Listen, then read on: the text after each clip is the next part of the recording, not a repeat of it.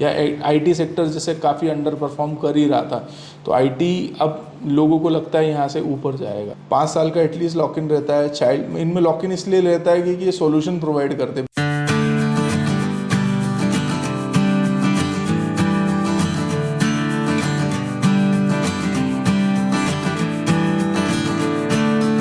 नमस्कार, मैं अमनदीप सिंह सासन आप सबका स्वागत करता हूं मेरे YouTube channel Pratyush FM services में।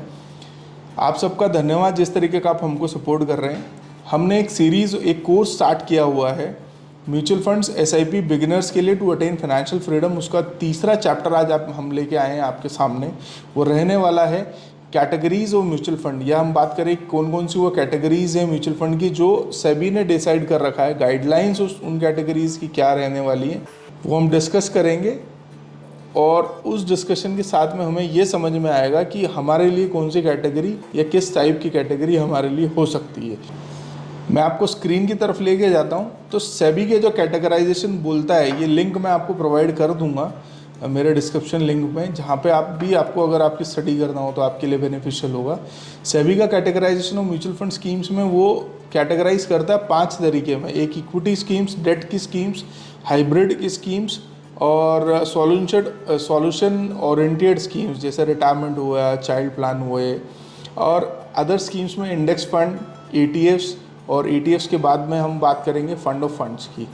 तो ये बेसिकली 5 कैटेगरीज में सेबी का कैटेगराइजेशन जो है डिसाइडेड है, और उसी के अकॉर्डिंग अबाइड करना पड़ता है म्यूचुअल फंड जो कंपनीज़ हैं, और वो उसी के अकॉर्डिंग वो काम करती है। तो हम इक्विटी की स्कीम्स की बात करते हैं तो टैक्सेशन पॉइंट पे इक्विटी का टैक्सेशन रहता है उसमें। जैसे शॉर्ट टर्म कैपिटल गेन जो रहेगा, 1 साल से पहले अगर कोई ख़रीदा या खरीद के बेच दिया तो उस पर जो है 15% रहता है, और लॉन्ग टर्म कैपिटल गेन में 1 लाख के रिबेट के बाद में वो जो है 10% रहता है। तो इक्विटी की स्कीम्स वो प्राइमरीली हमने बताया इक्विटी में इन्वेस्ट करते हैं, बेसिकली इक्विटीज़ में डिफरेंट फंड्स में। अब उसके कैटेगराइजेशन अलग हैं कि लार्ज, मिड, स्मॉल डिफाइंड होना चाहिए अब, क्योंकि स्कीम कैटेगराइजेशन 2018 के बाद में स्पेसिफिक हो गया है। सेबी वो ये बोलता है अगर आपको ऐसा रखना है जो क्लियर इंडिकेट करे कस्टमर को कि हाँ ये लार्ज कैप है, ये मिड कैप है, ये स्मॉल कैप है।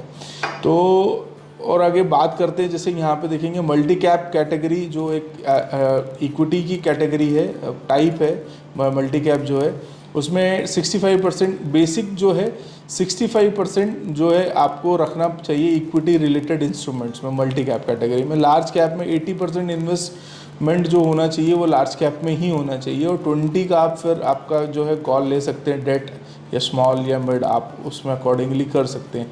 वैसे ही लार्ज और मिड में 35% इन्वेस्टमेंट लार्ज कैप में होना चाहिए, 35% जो है मिड कैप में होना चाहिए। ये बेसिक क्राइटेरिया है। मिड कैप में एटलीस्ट 65% मिड कैप में होना चाहिए, उसके बाद में आप डेट या स्मॉल या लार्ज का पोर्शन रख सकते हैं।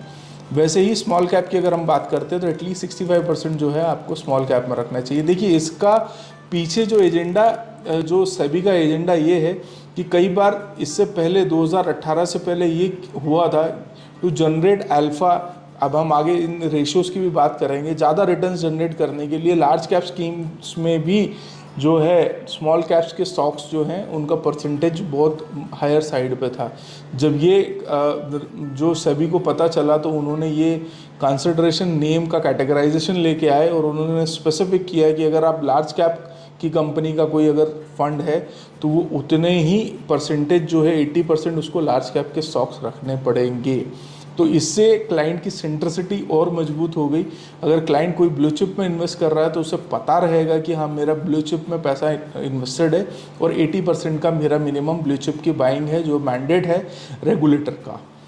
अब वैसे ही हम सेक्टर स्पेसिफिक फंड्स होते हैं जो इक्विटी फंड्स की टाइप्स ही कहलाते हैं, जैसे फार्मा हो गया, बैंकिंग हो गया, या मैन्युफैक्चरिंग टेक्नोलॉजी रिलेटेड सेक्टर्स हो गए, या एफएमसीजी के जैसे सेक्टर्स हो गए। तो ये क्या है कि एक सेक्टर स्पेसिफिक फंड्स होते हैं। जहाँ पे फार्मा की बात करते हैं तो लेटेस्ट में भी फार्मा का एचडीएफसी का फार्मा फंड आया था, तो उनके पीछे फार्मा ही रहता है। फार्मा से रिलेटेड वो लार्ज से लेके तो जो स्मॉल कैप तक जा सकते हैं। अब कैटेगरी सेक्टोरल हो गई तो सेक्टोरल में एक सेक्टर में जैसे फार्मा के सेक्टर में सबसे बड़ी जो कंपनी है और सबसे छोटी कंपनी है वो दोनों आ सकते हैं। तो वर्टिकल जो डाइवर्सिफिकेशन पूरा हो सकता है सेक्टर फंड्स में। थीमेटिक फंड की बात करें तो एक थीम बेस्ड फंड होते हैं बेसिकली। अगर हम बात करें सर्विस और इंडस्ट्रीज़ का, मैन्युफैक्चरिंग का, एमएनसी का, लॉजिस्टिक्स का, तो एक थीम है और एक पर्टिकुलर म्यूचुअल फंड्स कंपनीज़ को लगता है कि ये थीम बहुत ज़्यादा चलेगी, तो वो थीम जैसे अगर हम ये यहाँ पे इसको देखते भी हैं तो थीमेटिक फंड्स में सेलेक्ट करती हैं उन कंपनीज़ को जो एक थीम के बेसिस पे डिसाइड होता है। For example infra, service, PSU, MNCs, manufacturing जैसे मैंने आपको बताया, दे आर मोर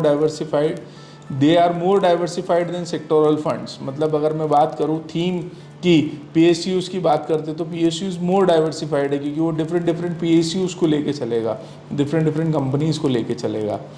वैसे ही अगर हम बात करते हैं वैल्यू फंड्स, अब ये स्ट्रैटेजी होती है स्टाइल बेस्ड फंड्स की। वैल्यू कैटेगरी वो जो जैसे जो कैटेगराइज होती है वैल्यूएशन के पैरामीटर्स पे कि जहाँ पे वैल्यूएशंस मुझे काफ़ी लुक्रेटिव लगते हैं तो वो कंपनीज वहाँ पे वैल्यूएशन करती हैं।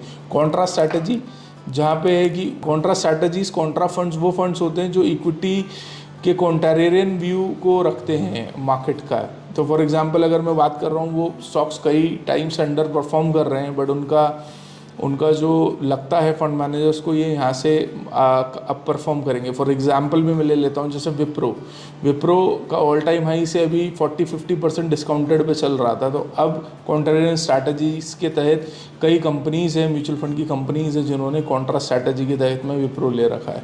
या आईटी सेक्टर जैसे काफ़ी अंडर परफॉर्म कर ही रहा था तो आईटी अब लोगों को लगता है यहाँ से ऊपर जाएगा, तो कॉन्ट्रा की ये स्ट्रैटेजी हुई। ईएलएसएस अगेन वो कैटेगरी है जहाँ पे इक्विटी लिंक सेविंग स्कीम उसको कैटेगरी को हम बात करेंगे जहाँ पे हमें एटीसी का बेनिफिट मिलता है स्कीम्स के तहत में, और वो जो है 80% स्टॉक्स में इन्वेस्ट करते हैं। लॉक इन पीरियड रहता है 3 साल का और इसमें एटीसी में इनकम टैक्स में 1.5 लाख तक का आप टैक्स बचा सकते हैं।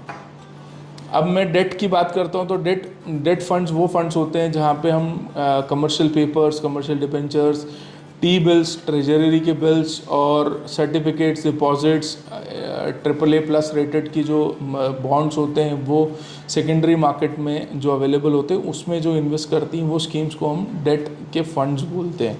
अब डेट का भी कैटेगराइजेशन सेबी ने रख रखा है, तो ओवरनाइट फंड से लेके मतलब एक दिन की मैच्योरिटी से लेके तो वो लिक्विड फंड होते हैं, अल्ट्रा शॉर्ट ड्यूरेशन, लो ड्यूरेशन, मीडियम ड्यूरेशन और जो है मीडियम टू लॉन्ग ड्यूरेशन के फंड होते हैं। उसके बाद में डायनामिक बॉन्ड फंड होते हैं, कॉर्पोरेट के बॉन्ड फंड्स होते हैं, बैंकिंग एंड पीएसयू के गिल्ड फंड्स, ये डिफरेंट एक कैटेगरीज होती हैं डेट की। डेट मैं ज़्यादा इसलिए डिस्कस नहीं करता हूँ कि डेट उतना फ्रूटफुल अगर मैं फंड्स की बात करूँ या SIPs की बात करूँ तो नहीं है, क्योंकि अभी टैक्सेशन इस साल के टैक्सेशन के बाद से डेट में रेगुलर हम आउटफ्लो देख रहे हैं। अब मैं अगली कैटेगरी पे आपके पास आता हूँ तो वो हाइब्रिड फंड्स की अगली कैटेगरी पे मैं बात करने वाला हूँ आपसे। वो कैटेगरी हाइब्रिड फंड्स की। हाइब्रिड नाम से ही आपको पता चलेगा डेट और इक्विटी का कॉम्बिनेशन। अब डेट और इक्विटी का कॉम्बिनेशन कैसे अगर हम बात करते हैं तो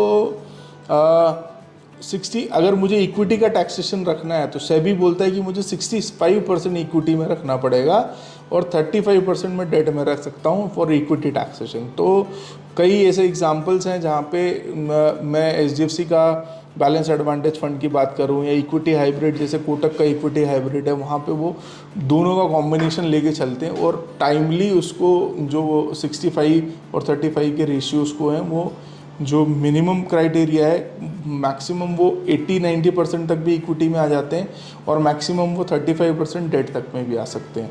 तो उसका एडवांटेज ये रहता है जैसे मार्केट के मूवमेंट को देख के डेट की स्टेबिलिटी को इन्फ्यूज़ करते हैं। अब जैसे मैं सॉल्यूशन ओरिएंटेड फंड्स की बात करता हूँ तो रिटायरमेंट फंड आ गया, 5 साल का एटलीस्ट लॉक इन रहता है। चाइल्ड इनमें लॉक इन इसलिए रहता है कि ये सॉल्यूशन प्रोवाइड करते हैं। बेसिकली अगर मैं चाइल्ड की SIP चाइल्ड का एजुकेशन के लिए फ़ंड है या चिल्ड्रंस का कोई फ़ंड है जैसे HDFC का हुआ या टाटा का हुआ, कोई सा भी चिल्ड्रन का फ़ंड हुआ, तो उसमें ऑब्जेक्टिव पीछे ये रहता है कि मुझे मेरे चाइल्ड के एजुकेशन के लिए उसको रखना है। तो वो लॉक इन के साथ में आएगा। इंडेक्स फंड ETFs भी जो हैं वो भी मिनिमम 95% इन्हें securities of a particular index में ही होना चाहिए। अब मैं इंडेक्स की बात करता हूँ, जैसे मैंने निफ्टी का 100 निफ्टी 50 का टॉप जो 100 कंपनीज़ का इंडेक्स लिया है, तो ये मैंडेट कर देता है सेबी की 95% आपको इंडेक्स के अंदर जो वो कंपनीज़ हैं 100 कंपनीज, उसी में आपको इन्वेस्ट करना है। सेम जैसे फंड ऑफ फंड्स होता है, वहाँ पे आपको underlying fund of fund basically वो होता है कोई एक फ़ंड जिसका ऑलरेडी वो चल रहा है उसका मैं एक फ़ंड बना लेता हूँ। जैसे मैं बात करता हूँ कि फॉर एग्जांपल मुझे बैलेंस एडवांटेज फ़ंड बनाना है, बैलेंस एडवांटेज फ़ंड की कैटेगरी रखना है, तो मैं उसका फ़ंड ऑफ फंड ले आऊँ। एग्जांपल के लिए हम ले लेते हैं मल्टी एसेट जो है फ़ंड है ICICI का, वो एक फ़ंड ऑफ फंड है, फ़ंड ऑफ फंड की कैटेगरी में आता है। अब हम बात करते हैं आर्बिट्राज फंड। आर्बिट्राज बेसिकली अगर हम आर्बिट्राज को समझने की कोशिश करते हैं तो आर्बिट्राज जैसे सेम डे पे पोजीशन बेचना, जैसे एक जगह से खरीद के दूसरी जगह बेच देना फॉर अ मार्जिन। जैसे NSE और BSE में कई बार किसी स्टॉक में 0.20 बिप्स का डिफरेंस होता है, तो वही डिफरेंस बहुत बड़ा हो जाता है आर्बिट्राज फंड के लिए। वो यहाँ से खरीद के उसको इमीडिएटली स्क्वायर ऑफ कर देते हैं। तो ये बेसिकली आर्बिट्राज फंड का मतलब होता है। Arbitrage is the simultaneous purchase and sale of an asset taking advantage of a price differential in the two markets, जैसे मैंने आपको बताया। तो ये यहाँ पे आपको ये डेफिनेशन में भी दिखेगा। अब हम आगे आते हैं इंडेक्स फंड्स, जैसे हमने डिस्कस कर लिया है पर्टिकुलर इंडेक्स में वो ट्रेड करते हैं, उसी इंडेक्स का 95% तक उस इंडेक्स में ही उनको रहना है। ये कैटेगराइजेशन सेबी का है। ETFs एक अगर अगेन एक जो है एक्सचेंज ट्रेडेड फंड्स इनको बोलते हैं।